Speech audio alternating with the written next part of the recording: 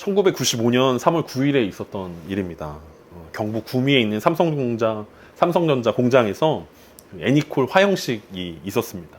아주 유명한 사건이었는데, 당시 우리나라는 그 핸드폰 시장에서 모토로라라는 외국 업체의 점유율이 가장 높던 시절이었는데, 그때 이제 삼성전자에서 애니콜이라는 그 제품을, 여러분도 어렸을 때 써보셨는지 모르겠지만 만들어가지고 이제 한창 이제 잘 나가던 시절이었는데, 불량률이 너무 많이 나오는 게 그 이건희 회장의 고민이었습니다. 그래서 10%가 넘는 불량률이 나와서 이런 걸로는 세계적으로 승부를 할 수 없다 막 이러면서, 그때 당시 그 구미 공장에 그 핸드폰 15만 대, 그게 얼마나치였냐면 약 500억 원어치의 핸드폰을 모아서 불태우면서 품질 경영 막 이러면서, 이제 우리가 품질에 더 신경 써야 된다 뭐 이러면서 그 화형식을 이제 거행했었는데, 그때 그 경각심 때문에 삼성전자 직원들이 각성을 하고, 우리가 아는 것처럼 오늘날에는 모토로라라는 이름보다는 삼성의 핸드폰이 갤럭시로 바뀌었지만, 갤럭시라는 이름이 이제 사람들에게 새겨지게 되는 계기가 됐다라는 기사를 본 적이 있습니다. 오늘 본문에 등장하는 에베소에서 일어난 부흥은 그곳에 그 마법책, 마술책을 불태우게 하는 어떤 결과가 낳게 되었습니다. 두 상황 다 불태운 것이다라는 어떤 공통점이 있어서 그때 당시 사건이 생각이 났는데, 삼성은 핸드폰을 불태우고 부흥기를 맞이했다면, 이 에베소는 부흥기를 맞이하고 마술책들을 다 불태우게 되는 사건이 이어지고 있는 것들을 우리는 볼 수 있습니다. 여러분들은 무엇을 불태우시겠습니까? 뭘 불태워야 우리 가운데 부흥이 임하는 것입니까? 아니면 우리 가운데 부흥이 임하면 어떤 것이 불타오르게 되겠습니까? 오늘 본문은 지난주 에베소에서 바울의 손수건이나 앞치마를 가져다가 병든 사람을 고치고 악귀들이 떠나가는 사건 이후에 일어난 일들입니다. 계속 에베소에서 일어나고 있는 일들이고, 우리가 주목해야 하는 것은, 지난주의 말씀을 통해서 우리가 봤던 것은, 그것이 바울의 능력이 아니라 하나님께서 바울을 통해서 하신 역사였고, 그것은 하나님의 나라가 에베소 가운데 임했다라는 증거라는 것을 우리가 주목해야 한다라는 사실들을 살펴보았습니다. 그 후에 이제 일어나는 일들을 우리가 살펴보게 되는데, 분명하게 성경에서는 그것이 바울의 능력이 아니라 하나님의 능력이고, 하나님의 손에 붙들린 바울이 일으켰던 사건으로 기록되어 있는데, 많은 사람들이 그것을 오해하기 시작했습니다. 그래서 부작용들이 일어나기 시작했다라는 거죠. 그래서 어떤 일들이 일어나는지 오늘 13절 함께 살펴보겠습니다. 이에 돌아다니며 마술하는 어떤 유대인들이 시험 삼아 악귀 들린 자들에게 주 예수의 이름을 불러 말하되, 내가 바울이 전파한 예수를 의지하여 너희에게 명하노라 하더라. 이 바울의 활약 이후에 부작용이 생겼는데, 그것이 무엇이냐면, 이제 많은 사람들이 바울을 따라하기 시작하기에 이르렀다라는 거죠. 먼저 우리가 에베소라는 지역을 우리가 이해하는 게 필요한데, 에베소는 로마에서 5손가락 안에 드는 거대한 도시였습니다. 그리고 에베소가 유명했던 이유는 무역이 발달하고 인구가 많고 이런 것도 유명했지만, 가장 유명한 거는 그 아데미 신전으로 유명한 곳이었습니다.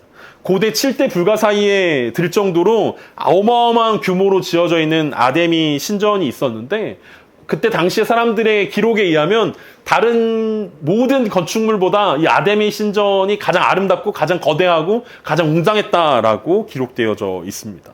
그래서 그 아데미 신전을 보유하고 있는 에베소라는 곳은 약간 성지라고 불렸습니다. 아데미 신전을 보유하고 있기 때문에 에베소 땅은 거룩한 곳이고 구별된 곳이고, 그래서 그곳엔 신성한 곳이라고 에베소가 여겨졌고, 그래서 많은 마술하는 사람들과 마법을 부리는 사람들이 그 에베소에 몰려들게 되었다라는 거죠. 이 에베소의 아데미 신전이 얼마나 대단하냐면, 수천 명의 사제들이 그 신전을 지키고 있었고, 그 여사제들과 남사제들이 몸을 파는 일들에 동참하기도 했고, 그 신전의 영역 가운데 들어가면 어떠한 범죄자도 그 군인들에게 잡혀가지 않을 수 있는 치외 법권적인 성격을 가지고 있는 곳이 아데미 신전이었습니다. 그래서 그곳은 약간 신성한 곳, 신령한 곳, 마법과 마술의 성지 같은 곳이 에베소였다라는 것을 우리는 생각해 볼 수 있습니다. 그런 상황 가운데서 바울이 병을 고치고 귀신을 내어 쫓는 역할을 감당하는 것을 보면서, 이 성지 에베소에서 일어난 일들이라 더 사람들에게 각광을 받았던 것 같습니다. 그래서 사람들이 어떤 생각을 했냐면, 바울이 전한 예수의 능력이 있구나. 1세기 로마에서는 마술이라 불리는 일들이 아주 흔한 일들이었는데, 이유를 알 수 없는 병에 걸리거나 혹은 귀신 들림에서 벗어나기 위해서 마술을 사용했습니다. 마술의 내용은 온갖 신들의 이름을 부르는 것입니다. 그 신들의 이름을 부르면서 그 치유하고 내쫓기를 명령하는 것입니다. 근데 어떤 신이 능력이 있는지, 어떤 신이 더 능력이 있는지 모르니까 그때 당시에 존재하는 모든 신들, 그리고 우리가 고린도에서 살펴봤던 것처럼 알 수 없는 신들의 이름까지 부르면서 병이 낫기를, 그리고 귀신이 쫓아내지기를 기도하는 것이 그때 당시에 마술이었습니다. 그래서 그 마술사들 가운데 어떤 생각이 들었냐면, 여기에 예수라는 이름도 한번 추가해야겠다. 예수라는 이름을 추가하면 어떤 병이 낫고 귀신을 내어쫓는데 도움이 되겠다라는 생각들을 하게 되었습니다. 마술하는 사람들은 시험 삼아 주 예수의 이름을 불렀다라고 기록되어 있습니다. 그리고 악귀에게 명했습니다. 마술하는 유대인들이 세계 곳곳에서 활약하고 있었는데, 그들은 고대 그 모세의 이름을 부르기도 했고, 아니면 솔로몬 왕의 이름을 부르기도 했습니다. 심지어 어떤 마술사들은 하나님의 이름인 여호와를 변형시켜가지고, 직접 하나님의 이름을 부를 수는 없지만 여호와를 변형시켜가지고 야 이렇게 해가지고 주문을 만들어가지고 어떤 능력 있는 그 마술사로 사람들에게 불리기도 했다라는 것입니다. 그래서 그런 마술하는 유대인들 중에 구체적인 한 사건이 등장하는데, 그게 오늘 본문의 14절부터 16절입니다.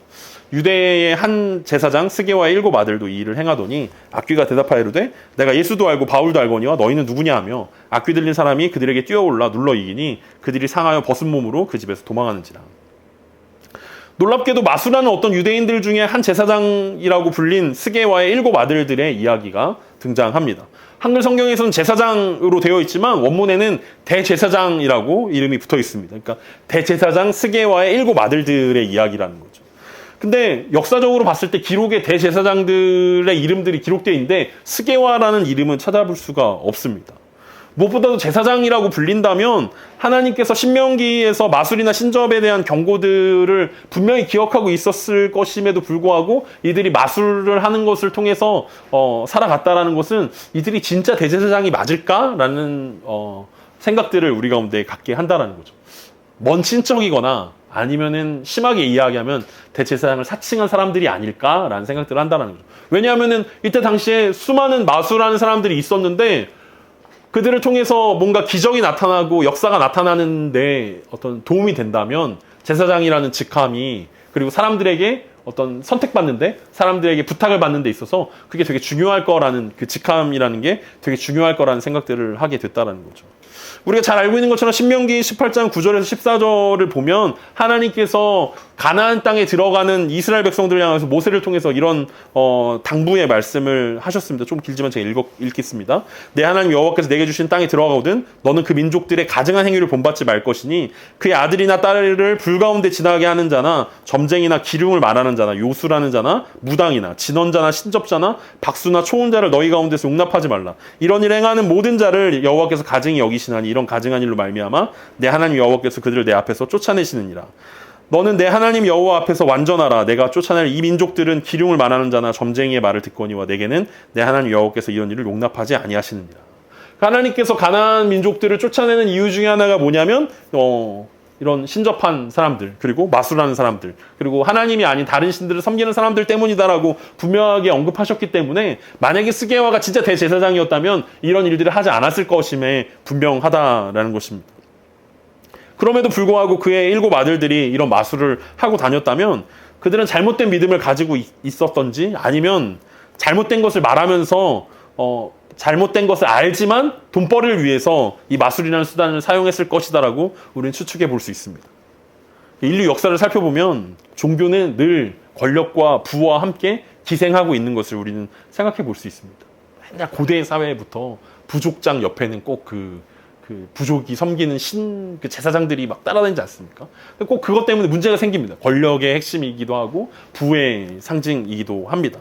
슬프게도 종교는 그 역사 이후에 계속해서 돈이 되고 권력이 되어지고 있습니다. 그것은 비단 원시족 쪽의 일들일 뿐만 아니라 고대 신정국가에서만 일어난 일들이 아니라 오늘날에도 버젓이 일어나고 있는 일들이 바로 종교가 권력이 되고 돈이 되는 일들 중에 하나이기도 하다라는 것입니다. 그래서 오늘 스게와의 7 아들들을 우리가 살펴보면서 그들이 모르고 그랬건 아니면 알고 속였건 그것은 중요하지 않고 그들은 분명히 하나님의 심판을 받게 되어 있다는 것을 우리는 주목해야 할 것입니다. 그것은 오늘날에도 마찬가지일 것입니다. 잘못된 믿음으로 그런 그 권력과 어떤 부와 명예에 집착하는 종교인이라면 알고 그랬건 모르고 그랬건 분명한 것은 하나님의 심판이 그들에게 기다리고 있을 것이다라는 말씀인 것입니다. 이 스게와 7 아들들이 바울을 흉내내서 마술을 행했습니다. 바울이 전파하는 예수를 힘입어 악귀에게 명령했습니다. 그런데 악귀가 뭐라고 대답합니까? 내가 예수도 알고 바울도 알지만 너희는 누구냐고 반문을 하고 있습니다. 이 사람들의 생각엔 바울의 능력이라고 생각했고 바울의 능력은 예수 그리스도의 이름에서 나타난다라고 생각했기 때문에 그것을 따라하면 그들에게도 똑같은 능력이 나타날 거라고 단순하게 생각했습니다. 그런데 하나님의 일들은 이런 주문으로 해결되는 일들이 아니라는 것을 오늘 본문이 우리 가운데 말씀하고 있습니다. 예수 그리스도의 이름을 아무리 많이 부른다 하더라도 능력이 나타나지 않는다라는 것입니다. 분명 우리가 찬양하는 것처럼 예수 그리스도의 이름에 능력이 있고 치유가 있고 회복이 있지만 그것은 예수님과 관계없는 사람들에게 나타나는 능력이 아니라는 것입니다. 예수님과 관계 있는 사람이 예수님을 마음속에 주인으로 모신 사람들이 그 예수 그리스도의 이름을 외칠 때 능력이 나타나는 거지 예수님과 전혀 관계없는 사람들이 이름만 외친다고 해서 그런 능력이 나타나는 것이 아니라는 것입니다. 우리가 일찍부터 신앙생활을 해가지고 우리 마음속에 늘 소망하는 것들이 있지 않습니까? 너무 일찍부터 교회를 다녀가지고 세상에서 좋은 것, 맛있는 것, 음주 가물을 즐기지 못하고 너무 거룩하게만 산다라고 아쉬워하는 경향들이 우리 가운데 있지 않습니까? 여러분들은 없지만 저에게는 늘 있습니다. 이렇게 놀다가 한참 방황하다가 돌아오면은 되게 좋을 것 같은데 마치 죽기 전에 사람들이 소망이 그거 아닙니까? 죽기 전에 예수님을 믿고 천국 가는 게 제일 좋아 보이는 어떤 그런 헛된 꿈을 꾸시는 분들이 있는데 그게 바로 이런 상황들이라는 거죠.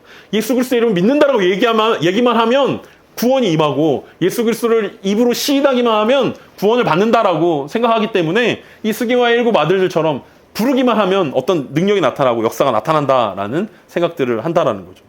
아무리 예배를 드려도 아무리 찬양을 부르고 아무리 기도를 해도 종교적인 일들이 될 수 있다는 것이 오늘 스게와 7 아들들이 우리 가운데 보여주고 있는 모습입니다.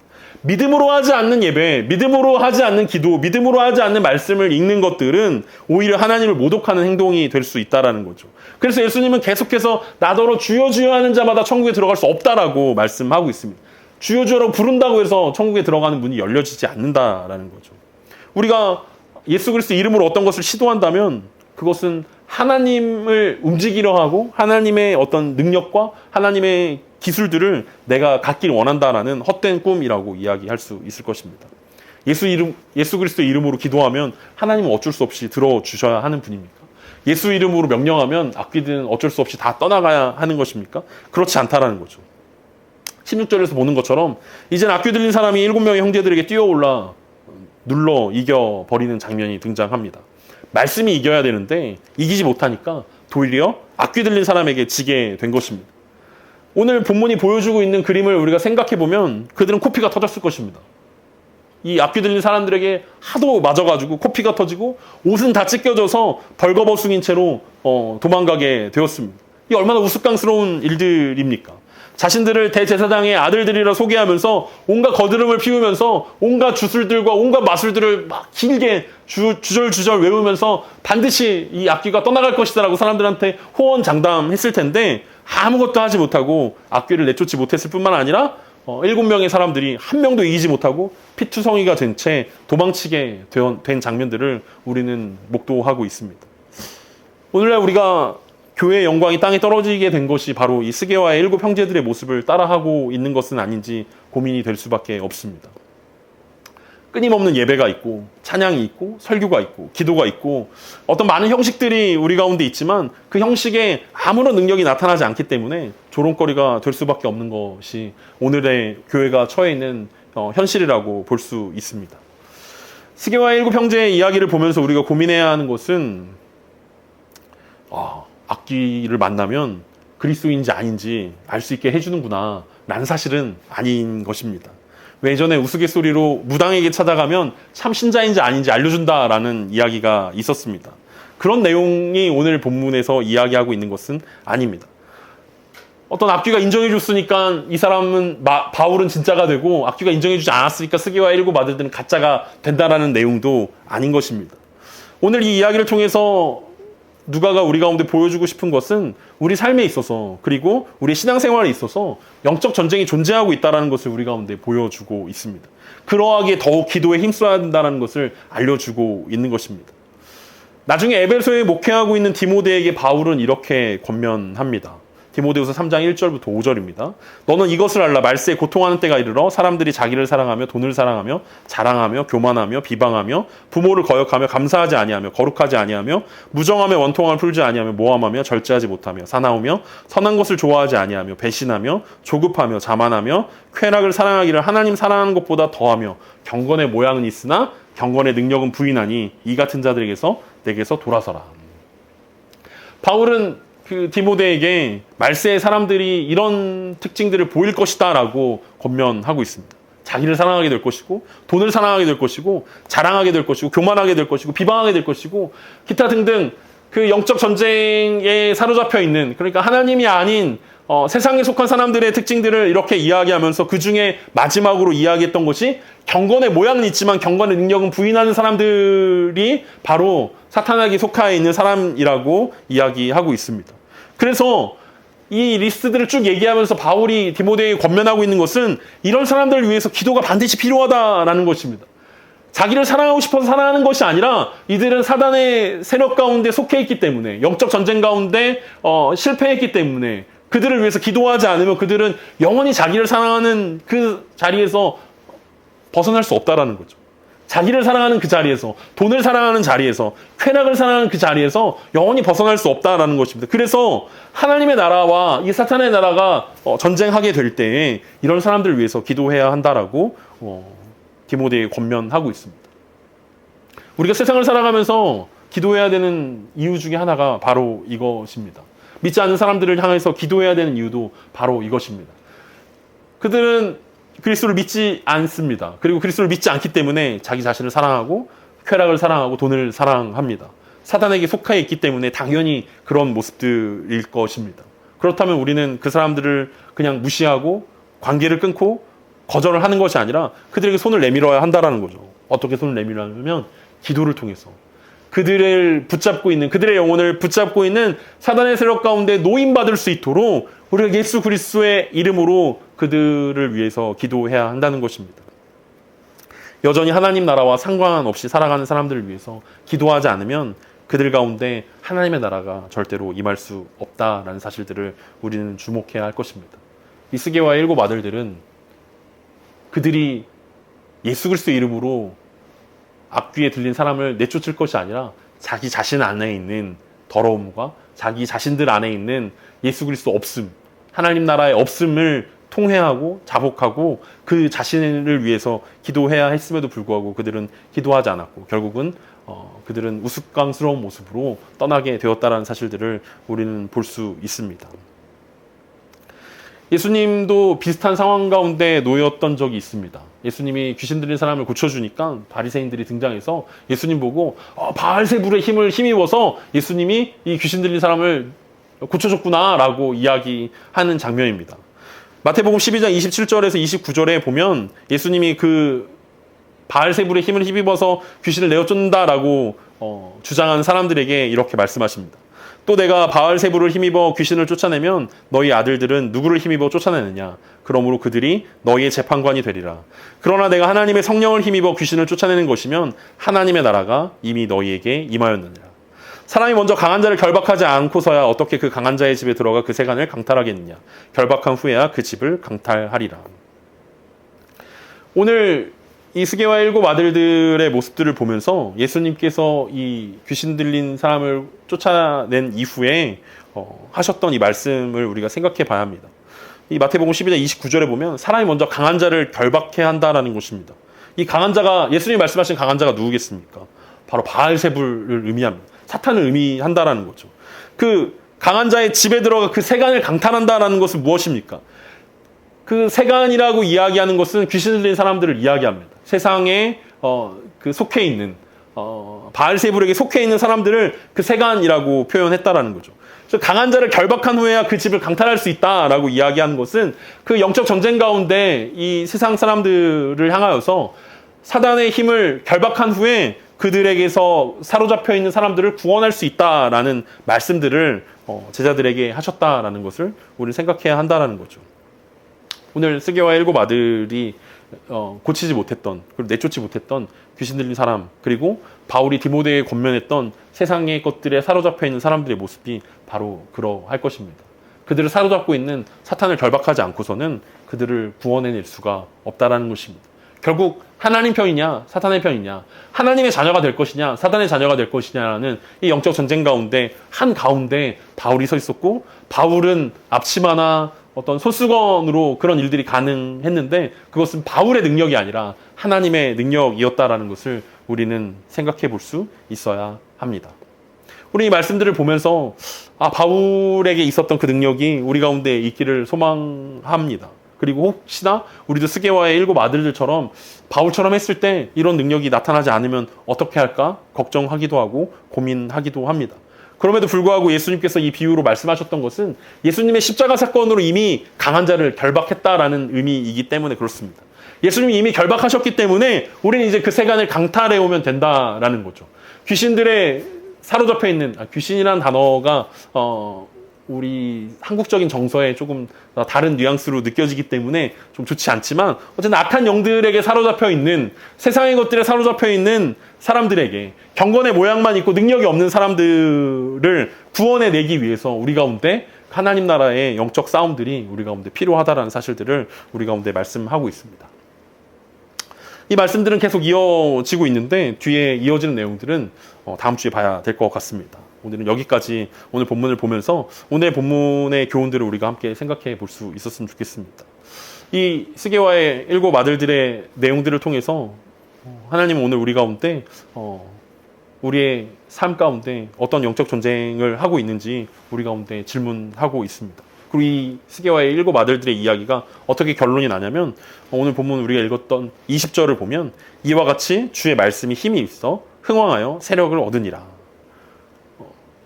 우스꽝스러운 이야기지만 이 이야기를 통해서 오히려 하나님의 말씀이 힘이 있어지고 흥왕하여서 세력을 얻게 되었다라고 말씀하고 있습니다. 에베소서에서 일어났던 전도 여행은 말씀으로 시작하여서 말씀으로 마무리되고 있다는 것입니다.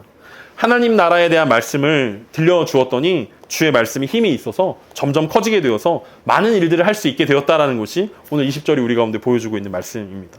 바울이 전한 하나님의 나라, 그리고 그 나라에 대한 하나님의 능력과 소망과 하나님의 역사와 하나님의 통치가 나타나는 그 나라 가운데 에베소의 그 나라가 임했다는 것입니다.